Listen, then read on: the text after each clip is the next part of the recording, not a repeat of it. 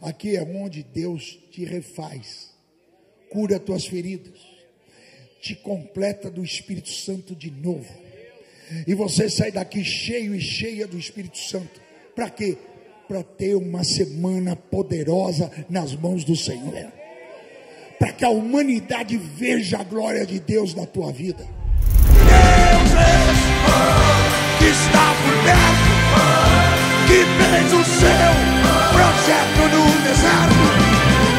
Mas que Deus é esse que está por perto, que faz o seu projeto em sua vida? Então, 2 Samuel capítulo 12, versículos 13 e 14, dizem: Então disse Davi a Natã: Pequei contra o Senhor. E disse Natã a Davi: Também o Senhor perdoou o teu pecado, não morrerás. Todavia, porquanto com este feito deste lugar sobremaneira, que os inimigos do Senhor blasfemem. Também o filho que te nasceu certamente morrerá. Até aí, Senhor Deus, abençoa, direciona, que tu possas atingir o teu objetivo, que tu possa nos usar para falar com o povo, que possamos sair daqui mais perto de ti, mais dentro do teu propósito. Em nome de Jesus, amém. Nós vamos no versículo 13 do capítulo 12. Então disse Davi a Natã: Pequei contra o Senhor. E disse Natã a Davi: Também o Senhor perdoou o teu pecado, e não morrerás. Você sabe que uma das coisas que é um erro tremendo é quando você se justifica. Quando você comete um erro e se justifica. Deus abomina isso. Deus não gosta de vitimista. Te mostro na Bíblia. Deus não gosta de quem fica, coitadinho de mim. Deus não gosta. Deus não tem intimidade. Pode até livrar, mas para usar aquela pessoa vitimista. Ela é a perseguida, ela é a injustiçada, Deus não gosta. E o arrependimento. Davi cometeu um pecado gravíssimo. Eu não vou contar a história, porque o âmago é o versículo que me chamou a atenção. E Davi, então, além de adulterar, e a consequência desse adultério foi que a mulher ficou grávida. A mulher não pertencia a ele. Ele ainda fez um projeto para matar o marido da mulher. E quando Deus veio, porque ele como rei, por incrível que pareça, vocês podem achar estranho, mas ele como rei tinha direito sobre as mulheres, acredite. Quando Deus instituiu o reinado, que Deus não queria instituir o reinado, o povo que começou a obrigar a Deus a fazê-lo. Deus falou: vocês não querem a mim como rei, vocês querem um rei humano. Ok, ele vai ter direito sobre as tuas propriedades, ele vai ter direito sobre as tuas mulheres. O rei, por incrível que pareça, tinha direito às mulheres. O ponto é que, como ela engravidou, veio a consequência do ato, e ele então, porque um abismo leva a outro abismo.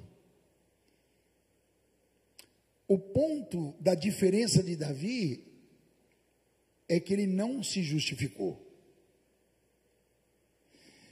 Se você olhar Adão e Eva, eles não se arrependeram, eles se justificaram.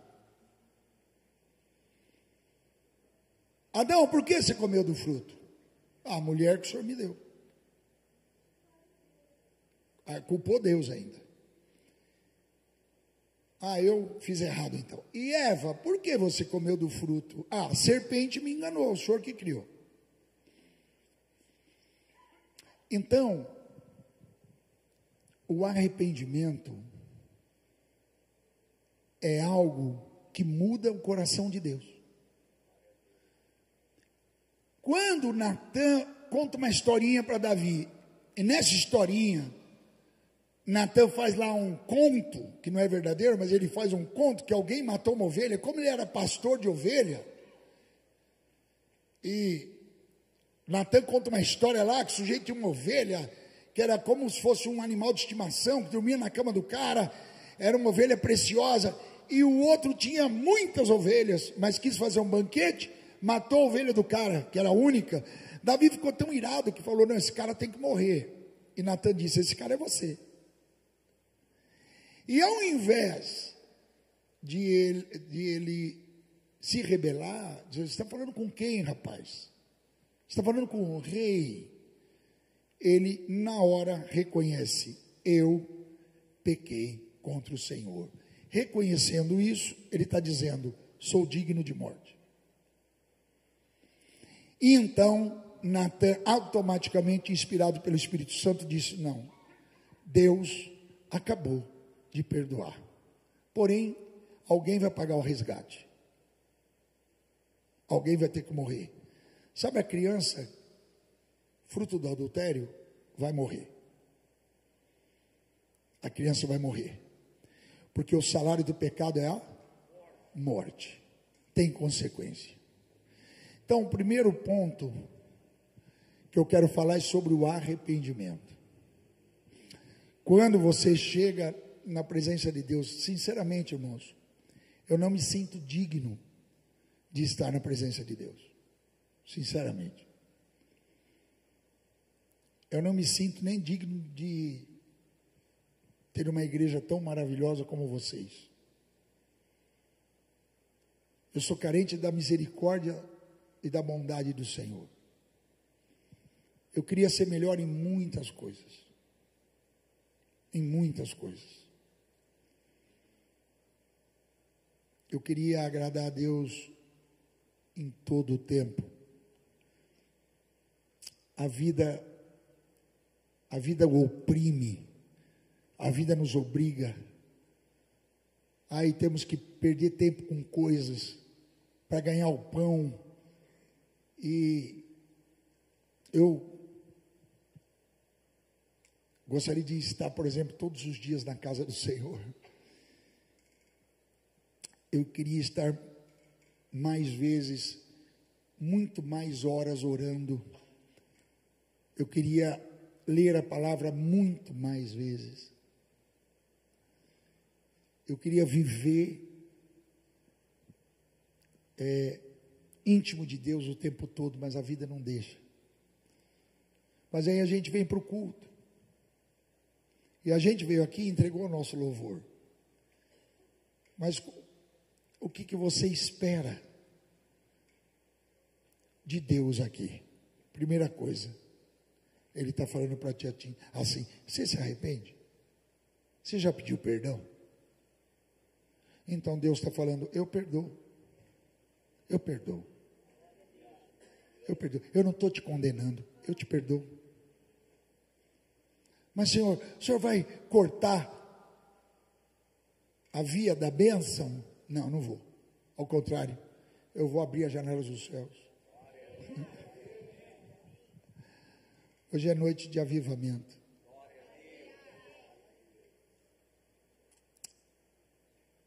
Hoje é noite de sairmos daqui para uma semana poderosa nas mãos do Senhor.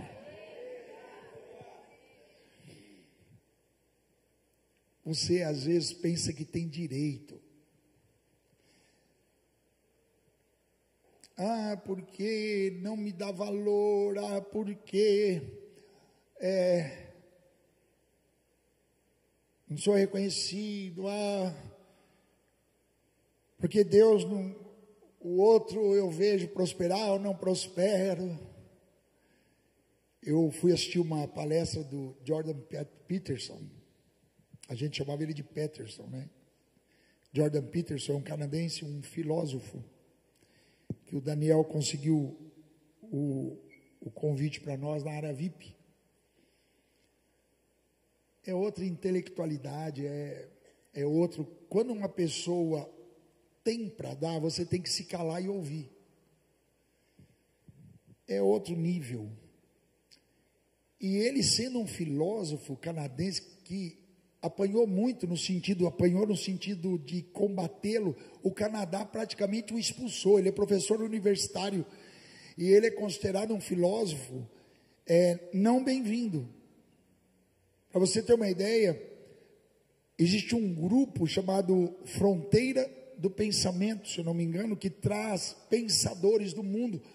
Quando eles falaram em trazer o Jordan Peterson, houve um levante do governo para não trazê-lo.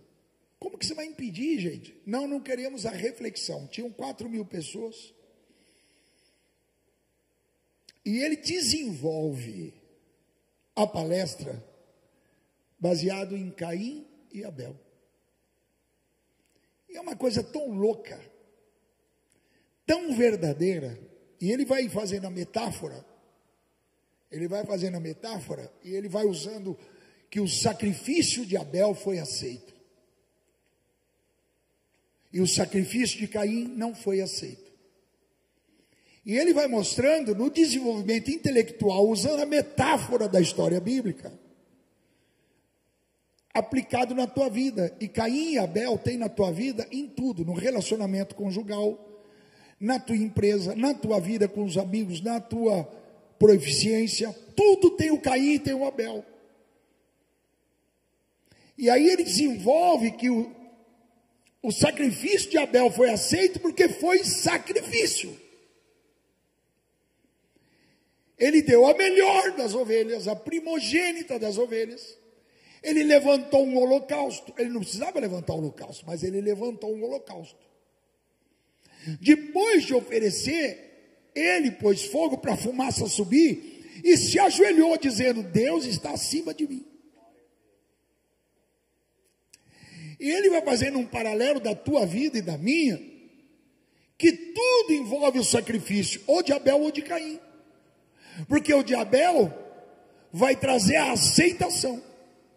Trazendo a aceitação, a resposta.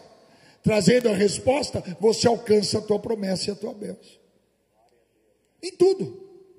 Em tudo. Você quer que o seu relacionamento seja uma bênção, mas você não faz sacrifício. Porque o relacionamento, ele despende que você vai perder a ilusão. Você perde a tua liberdade. Você não é mais uma pessoa solteira. Você é uma pessoa casada. Você não tem mais liberdade como você tinha. Mas isso é um sacrifício. Sacrifício que eu quero fazer para que o meu casamento seja uma bênção. Eu vou despender tempo. Eu vou despender compreensão. Eu não vou querer ganhar as discussões ou as desavenças. Isso chama-se sacrifício. E quando ele desenvolve qual é o resultado de Abel, é que de Abel, como ele foi morto, entra 7 no lugar dele, e de 7 vai vir Noé, e de Noé vai vir Sem, e de Sem vai vir Abraão, e de Abraão vai vir Judá, vai vir Jacó, e de Jacó Judá, e de Judá Jesus. E quando ele desenvolve que Caim vai fracassar, o que Caim faz? A primeira coisa, ele levanta o punho para Deus. Por que comeu o fruto? Adão, a mulher que você me deu. Então,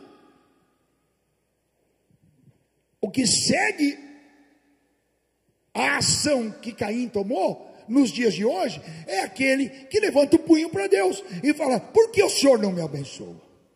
Por que o Senhor abençoa João e não a mim? Por que o senhor não tem misericórdia? Levanta o punho para Deus e nunca reflete se o erro não está nele. E ao invés de não deixar o fracasso ter consequências, porque o fracasso de Caim vai fazer com que a descendência dele seja genocida, porque o sétimo depois dele vai aumentar a maldição que ele tinha de 7 para 70 vezes 7. Se Deus falou que quem mexer com Caim vai receber vingança de 7, para mim, disse Lameque, é 70 vezes 7. A sequência da história de Caim é genocídio, é inveja, é vagabundo, é lascívia, é pecado, é podridão. E ao invés de ele usar o fracasso, porque nem todo fracasso levará à miséria. Se o fracasso, no fracasso, você recorrer a Deus e dizer: Deus, errei, tem misericórdia de mim. E ao invés de ter inveja de Abel, porque o Abel condena Caim. Como, pastor? Eu tenho 47 anos de casado. Sem abrir a boca, quando eu e a pastora Rita chegamos nos eventos da velha guarda, todos da velha guarda que não seguraram o casamento, olham para mim e para a pastora Rita e sem que a gente diga uma palavra, a gente condena. Porque o sucesso de Abel condena o fracasso de Caim. E ao invés de Caim chegar para Abel: Abel, Deus não aceitou o meu, me ajuda, o que eu faço? Você pode usar o fracasso para a tua bênção, se você se arrepender, se você ir em quem Deus aceitou e não tem inveja, mas ao contrário, eu quero aprender. Vocês estão aqui para aprender com quem tem algo para dar. E se tem algo para dar, você recebe sem abrir a boca. E toma posse, falou: vou mudar a minha ação, vou mudar o meu jeito de ser. E por aí vai. Ele está escrevendo um livro há 2 anos, e o livro é sobre Caim e Abel, e esse livro vai ser best-seller, com certeza. O título da turnê dele é Aqueles que Lutam com Deus. É aquela frase de Jacó. E eu digo, igreja, está na hora de raciocinar.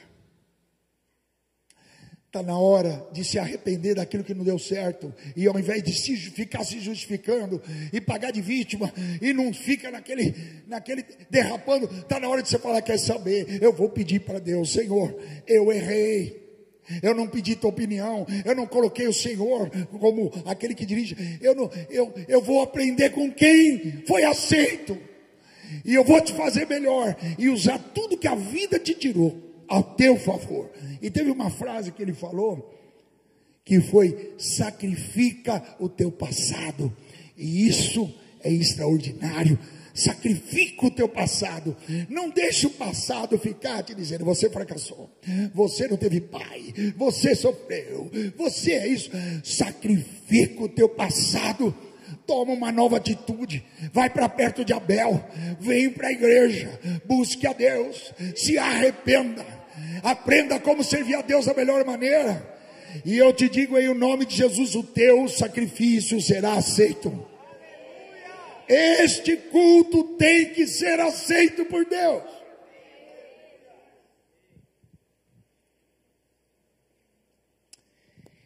Em Lucas capítulo 18,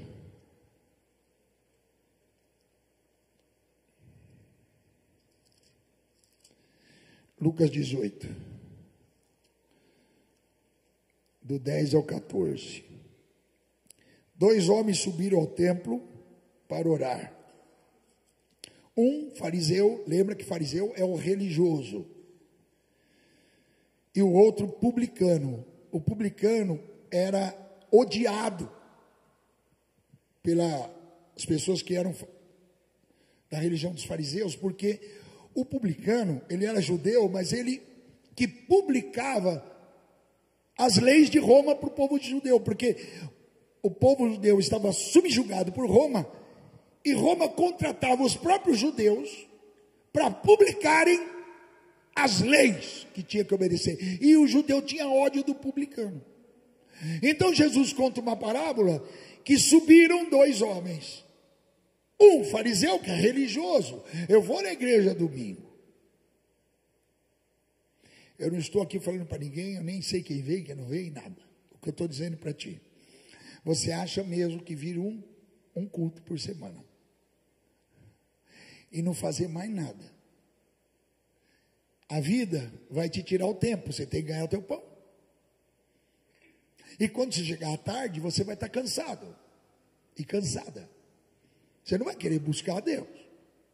Você vai querer ou entretenimento ou vai dormir para acordar na terça. Se você acha que isso é o suficiente, esse é o sacrifício que você está fazendo para Deus. Eu vou uma vez por semana buscar a Deus, durante 2 horas.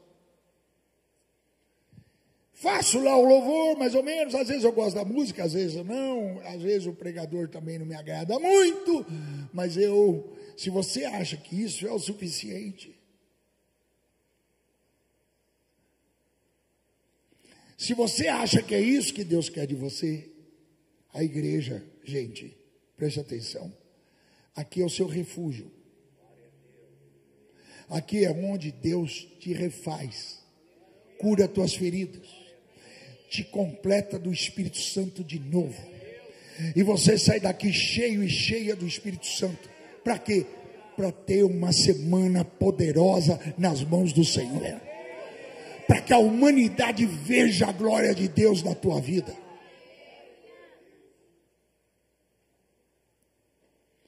Mas você acha que tem direitos? Deixa eu dizer para ti, aquele que põe a mão no arado, não olhe para trás, porque a minha alma não tem prazer. Vocês pensam que pôr a mão no arado é para pastor? Pôr a mão no arado é para vocês. Vocês têm um arado para fazer a obra do Senhor.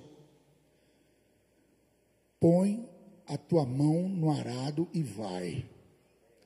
E sejam uma bênção durante todos os dias da tua vida, no teu trabalho, no teu lar. Faça o sacrifício melhor, busque a Deus muito mais do que você tem buscado, leia muito mais da palavra de Deus, não saia de casa sem ler a palavra de Deus. Eu leio a palavra de Deus toda madrugada e leio muito. Não precisa ser de madrugada, lê durante o dia, deu num escape, leia a palavra de Deus, fale com Deus, pelo amor de Deus, fale com Deus, na segunda, na terça, na quarta, na quinta, na sexta, no sábado e no domingo, fale com Deus todos os dias, porque você vai para casa agora, dorme, acorda amanhã, nem lembra. Fale com Ele. Como é que eu falo com Ele, pastor? Para algum momento, em algum momento para e fale com Ele. Ouça um hino edificante, leia um pedacinho da palavra, em um momento qualquer, ore 5 minutos, 10, busque a Deus enquanto se pode achar, invoca enquanto Ele está perto, se arrependa, mostre para Deus arrependimento, que o teu sacrifício precisa ser melhor. Eu vou me espelhar no meu Abel, que o sacrifício é aceito, e Deus vai se alegrar no meu sacrifício.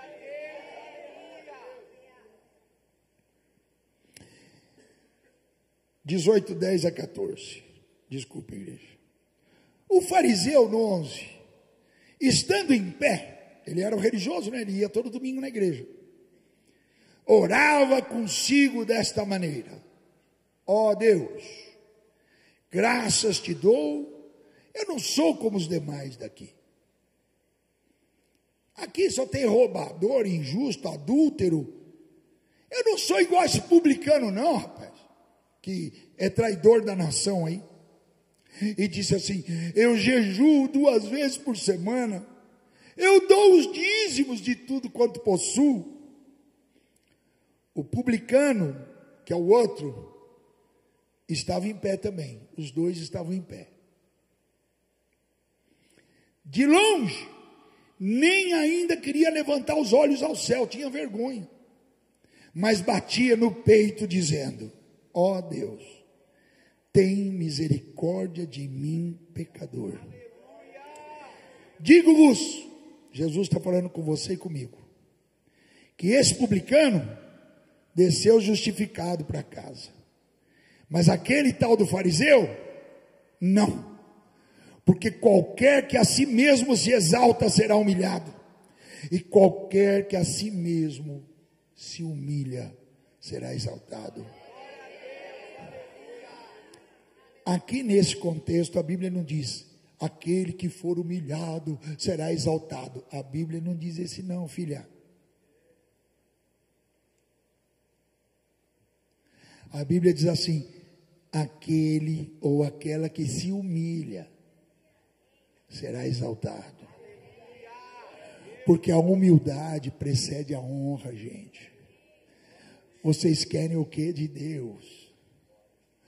Para chegarmos à intimidade de Deus, tem que ter arrependimento, tem que clamar pela misericórdia. Nós não somos merecedores de nada, e Ele nos livra, e Ele coloca o pão, e Ele luta por nós, e Ele coloca os anjos, Ele faz o projeto da cruz, e Ele vai até o final como homem, e ressuscita como homem. Agora não é mais aquele cordeiro, é o leão, agora está assentado no trono, com os olhos como chama de fogo, pés latão reluzente. Agora a sua glória está aqui, que é o Espírito Santo de Deus. O que Ele espera de nós, pelo amor de Deus?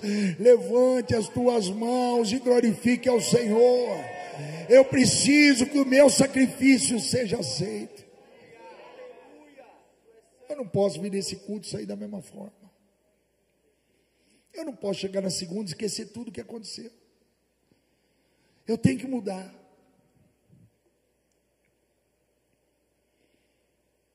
Nem sempre o fracasso denota miséria ou genocídio. O fracasso pode ser usado. É só eu me apegar em quem não teve um fracasso.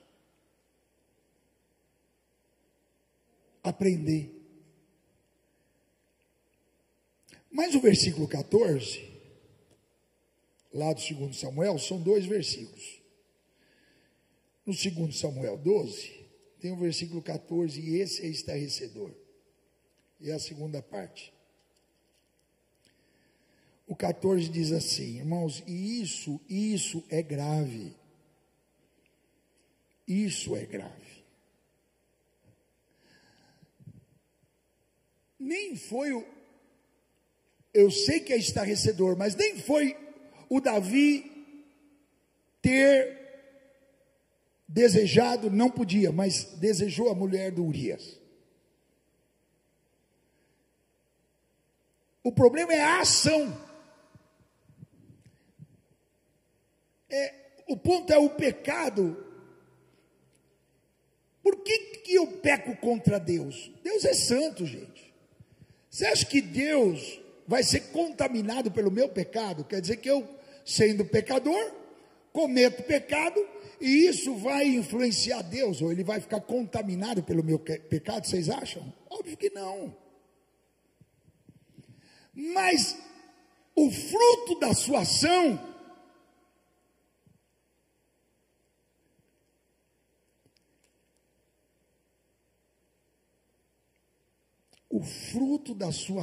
deixa eu achar a palavra que eu quero. Ela faz com que a reputação de Deus seja blasfemada.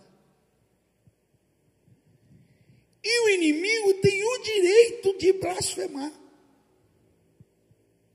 É isso que irritou Deus. É isso que tira a ação de misericórdia de Deus, porque Ele falou assim, tudo bem, eu não vou te matar, mas o filho vai ter que morrer.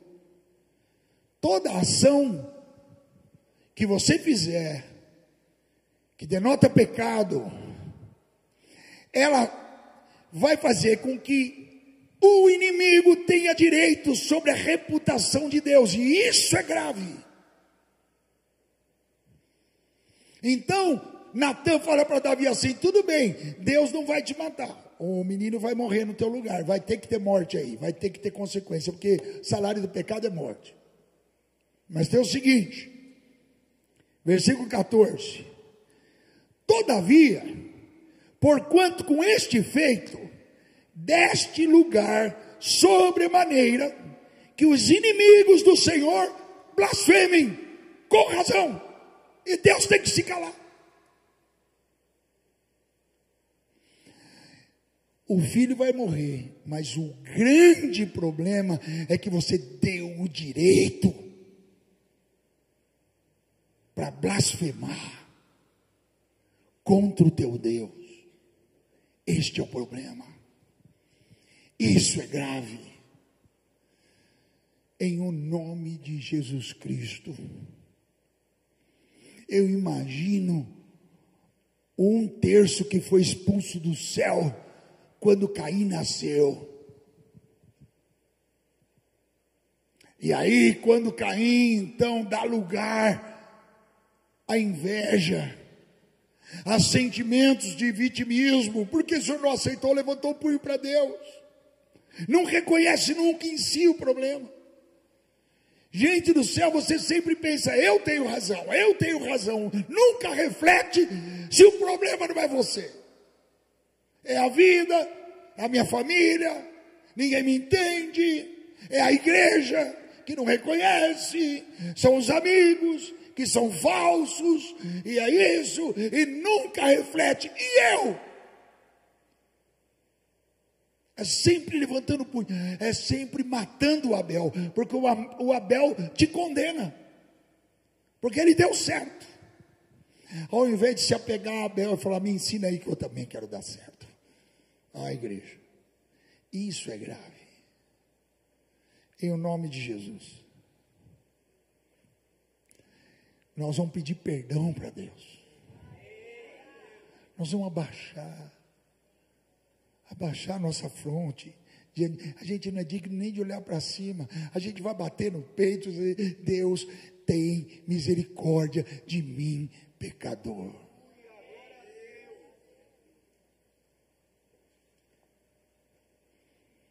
O pastor está falando que é pecador, mas você não é. Você não é pecador, você é o perfeitão, a perfeita, a injustiçada.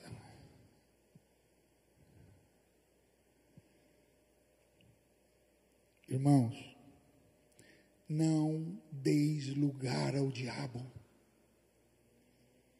Não deis lugar ao diabo para que ele tenha direito de blasfemar do teu Deus. Porque cada vez que ele zomba de ti, ele faz com que Deus seja desmoralizado. Porque você e eu fomos feitos à imagem e semelhança de Jesus Cristo. E ele quer desvalorizar, ele quer te descaracterizar, ele quer te afrontar, ele quer te destruir. Não deis lugar ao diabo. Quando uma coisa, o meu sacrifício não foi aceito, e o meu serviço eu não consegui a proficiência, eu não culpo Deus, eu não culpo a vida, nem a minha família. Fala alguma coisa, poxa vida, eu orei, eu entreguei ao Senhor e não deu certo. Eu vou fazer uma autoanálise. Eu não vou falar para Deus: Deus, eu também não vou culpar o que me cerca. Eu vou dizer: eu preciso fazer algo diferente. Eu preciso pedir ensinamento. Eu preciso me aproximar. Eu preciso fazer aquilo que agrada a Deus. Eu quero que o meu sacrifício em tudo na minha vida seja aceito.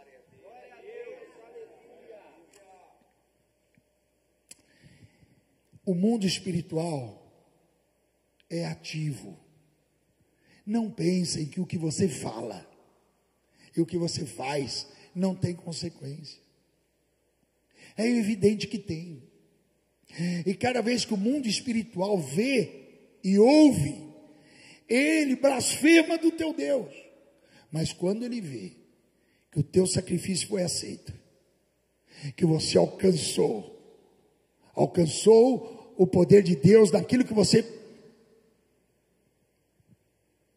fez com que algo que você programou. Eu gosto sempre de buscar a palavra certa, não a palavra jogada, Eu gosto sempre da palavra certa. Você premeditou algo para a tua vida. E aí, você fala, Deus, o Senhor entra comigo nesse algo. Senhor, é da tua vontade. Irmãos, muita coisa da minha vida, eu arrebentei a porta. Deus não abriu a porta, mas eu arrebentei. Não estava aberta a porta para eu fazer, mas eu fui lá e arrebentei.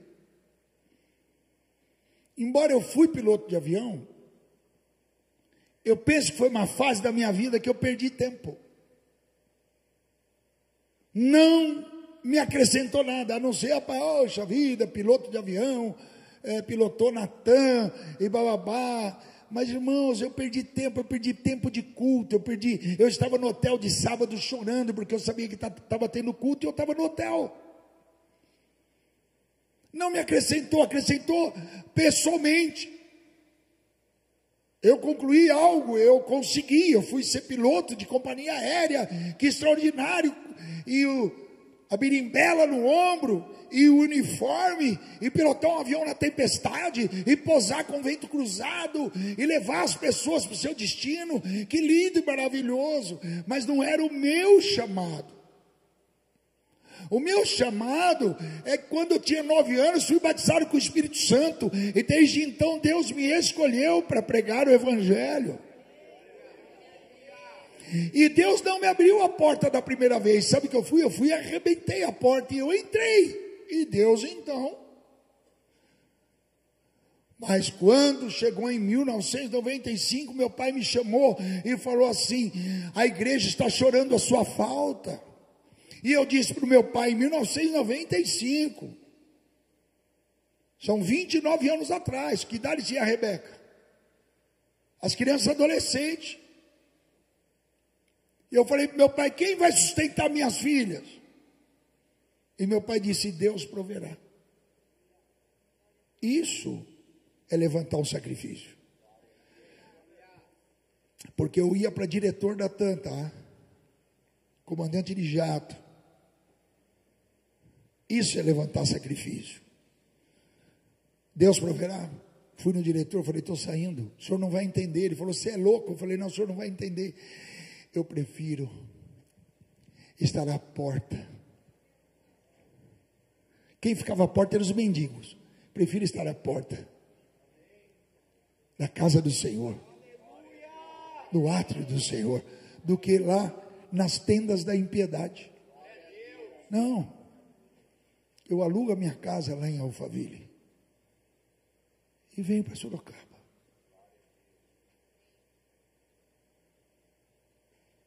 O Amâncio saiu lá de Guarulhos, trabalha em Guarulhos, não, vamos alugar uma casa para ficar o fim de semana perto da igreja. E são úteis, não é? São úteis, não é? Eu quero ficar perto da igreja. Senhor e Marinho, todo mundo, não, eu quero ficar perto, eu quero ficar perto de Abel, eu quero aprender com Abel, eu quero que o meu sacrifício suba, eu quero que seja aceito. Igreja, sacrifício, sacrificar tempo, pegar a estrada, vir para a igreja. Mas para que isso, gente? Para quê? Por que sacrifício? A palavra já diz, tem renúncia, tem perdas, mas tem que fazer o sacrifício correto para que Deus aceite. Nós temos que sair daqui hoje com o nosso sacrifício aceito por Deus.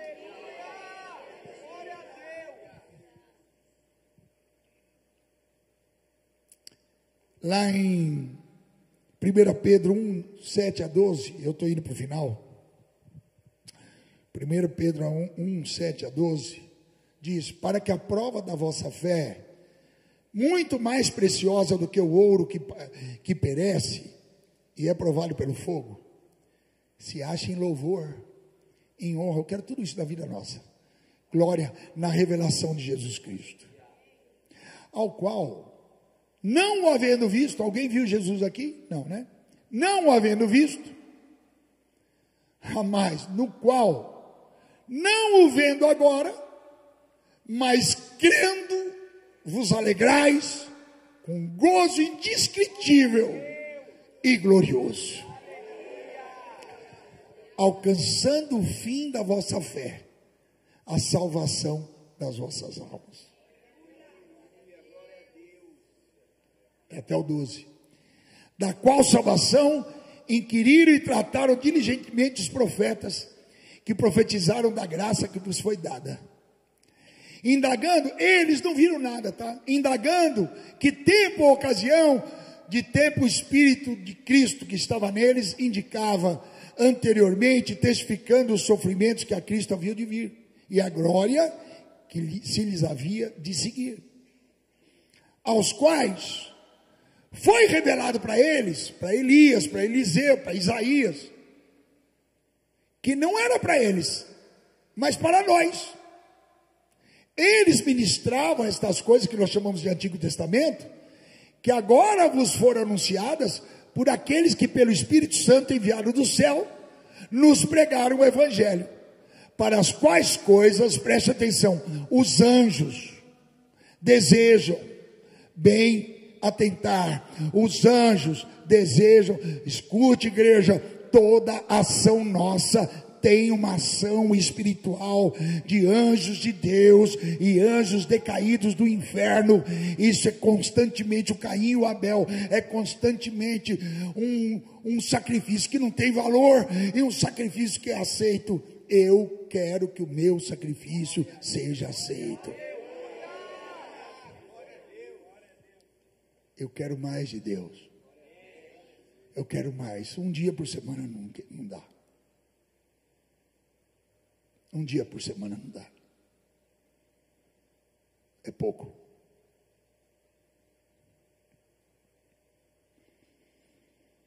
Primeira Coríntios 11, 10 a 12. Estou terminando. 1 Coríntios 11, 10 a 12. Portanto, a mulher deve ter sobre a cabeça sinal de poderio. Ou seja, a mulher... Só fica no 10, tá?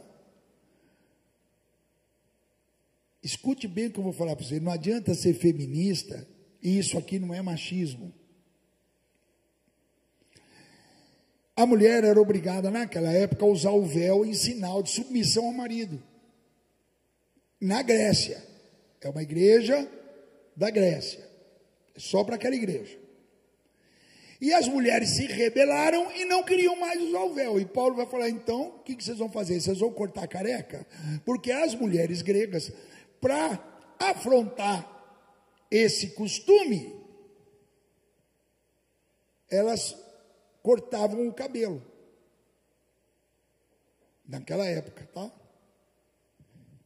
Não vou ser submissa ao marido. Veja bem, a não submissão ao marido, você está vendo aí? O que está escrito aí? Os anjos vão até o trono e reclamam de você. Por quê? Porque 2/3 de anjos guardaram a habitação e se submeteram a Deus sem nunca tê-lo visto. Os anjos só vão ver Deus depois que fizer o corpo em Maria e depois que Jesus for glorificado e assenta no trono pela primeira vez. Deus vai ser visto, porque Jesus é o visível do Deus invisível. Até então, ninguém jamais viu a Deus. Os anjos serviam a Deus sem nunca tê-lo visto, porque Deus é espírito invisível e é santo. E os 2/3 que guardaram a habitação e submeteram, quando alguém na hierarquia eclesiástica bíblica não respeita a hierarquia, os anjos vão até Deus, porque se libera legalidade, assim como Davi foi dito para ele, o grande ponto, eu sei que você pecou tudo bem, mas o ponto é que você, essa ação tua, abriu legalidade para o Senhor ser blasfemado. E quando você abre legalidade, o que acontece? Os anjos falam, não submeteu à hierarquia. E o primeiro pecado que houve no céu foi a rebelião. Eu me rebelo contra os meus pais, eu me rebelo contra os meus patrões, eu me rebelo contra a hierarquia da igreja, eu me rebelo contra a hierarquia de um casal. quando a mulher não respeita o marido. Ah, mas meu marido é um banana, eu sei muito mais do que ele.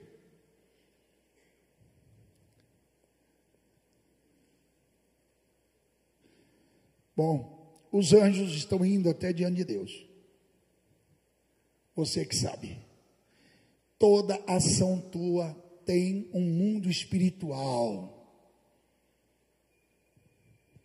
Um casal pode discutir? Pode. Mas se o marido falar não, é não. Ah, mas é uma ignorância. O senhor é retrógrado. O senhor está no século da carroça. Se o marido falar não, é não. A não ser nas coisas de Deus. A única possibilidade de um filho não obedecer um pai e uma mãe é em relação se esse pai ou se essa mãe proibi-lo de servir Jesus. A única possibilidade de uma mulher não obedecer é se o marido proibir de servir a Jesus. De resto, você vai orar pelo seu marido, porque entra anjo na história.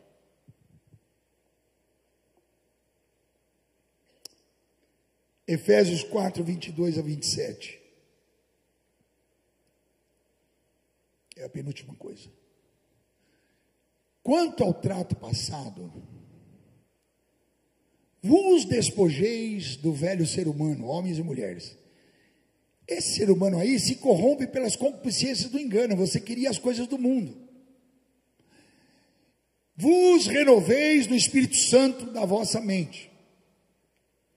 Vos revistais do novo homem, do novo ser humano, que segundo Deus é criado em verdadeira justiça e santidade. Por isso, deixai a mentira, falai a verdade, cada um ao seu próximo. Somos membros uns dos outros.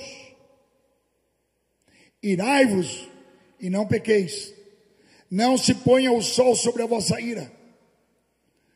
Não deis lugar ao diabo e ponto final. O diabo não vai entrar no meu lar, o diabo não vai entrar no meu casamento, o diabo não vai entrar nos meus filhos, o diabo não vai entrar onde eu ganho meu pão, o diabo não vai entrar na minha história. Eu não dou legalidade para ele blasfemar de Deus. Eu vou lutar, e se meu sacrifício não foi aceito, eu vou pedir perdão, e vou me aproximar de Abel, e vou fazer o melhor, e Deus vai aceitar o meu sacrifício a partir de hoje. Fique de pé, igreja. Termine em Isaías 52.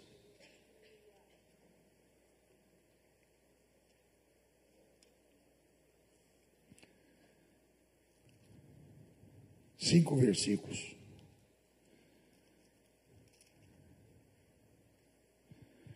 Esse é o ponto. Quem quer uma semana? Pergunta redundante, né? Quem quer uma semana em que Deus vai aceitar tudo que fizermos? Porque nós vamos pôr o joelho no chão. Porque nós vamos implorar para que Deus entre conosco no primeiro minuto de segunda-feira que a gente acordar amanhã. Senhor, não faço nada sem a tua presença, sem a tua aprovação. Eu quero a tua bênção, eu quero o sacrifício aceito por ti. Isaías 52, dos 5 ao 10. Por isso é avivamento.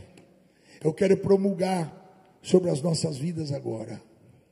Isso é avivamento. Eu vou promulgar essas palavras e vocês só vão glorificando. Que a partir de agora, o Isaías 52, dos 5 a 10, vão se cumprir plenamente na nossa vida. Agora, que tenho eu que fazer aqui? Diz o Senhor. O que eu vou fazer por vocês? O meu povo foi tomado sem nenhuma razão. Já dando razão, o inimigo vem. Não dando razão para ele, o inimigo vem. Só tem uma diferença. Quando o inimigo vem blasfemar de Deus, não tendo razão,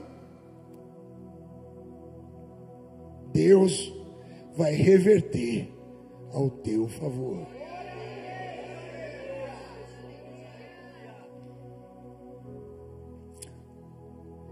Agora o que tenho que fazer aqui? Diz o Senhor, meu povo foi tomado sem nenhuma razão.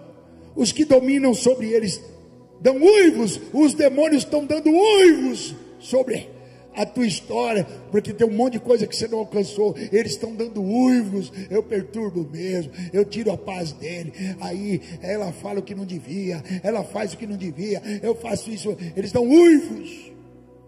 Acredito que eles deram muitos uivos para Caim. O meu nome é blasfemado incessantemente o dia todo. Só que nós não estamos dando razão para o inimigo. Portanto, meu povo saberá o meu nome. Deus está falando com você. Naquele dia, saberá que sou eu mesmo que falo. Sabe o que Deus está falando para você? Eis-me aqui. Quão suaves são sobre os montes os pés dos que anunciam as boas novas. Deus está anunciando por nosso intermédio boas novas. O sacrifício que foi aceito vai ter proficiência e consequência. E o sacrifício que não foi aceito, a partir de hoje, Deus vai transformar. Você vai se arrepender. Você vai fazer o melhor. E Deus vai aceitar. Deus veio te trazer boas novas.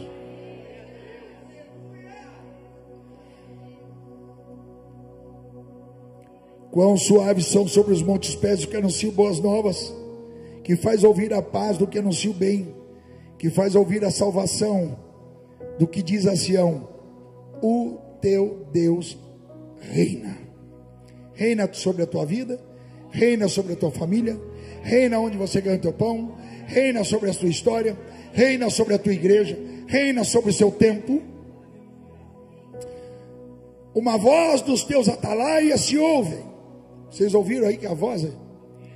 Alçam a voz, juntamente exultam, porque olho a olho verão, quando o Senhor tornar a trazer a Sião. E ele diz assim: clamai, mas clamai cantando. Exultai juntamente, deserto de Jerusalém, problemas que envolvem a nossa vida, porque o Senhor consolou o seu povo e remiu Jerusalém, remiu a igreja, remiu a nossa vida. O Senhor desnudou o seu santo braço perante os olhos de todas as nações, e todos os confins da terra verão a salvação do nosso Deus. Se você crer que a aprovação do Senhor veio sobre a tua vida aqui nessa noite, levante suas mãos e glorifique a Deus.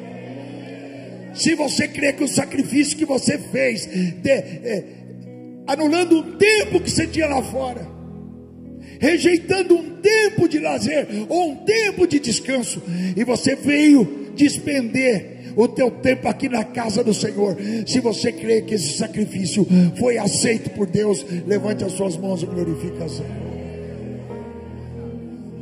Se você crê que Deus te preparou para uma semana poderosa, onde tudo o que fizermos será direcionado e aceito por Deus, glorifique ao Senhor. Deus que está por perto, que fez o seu projeto no deserto.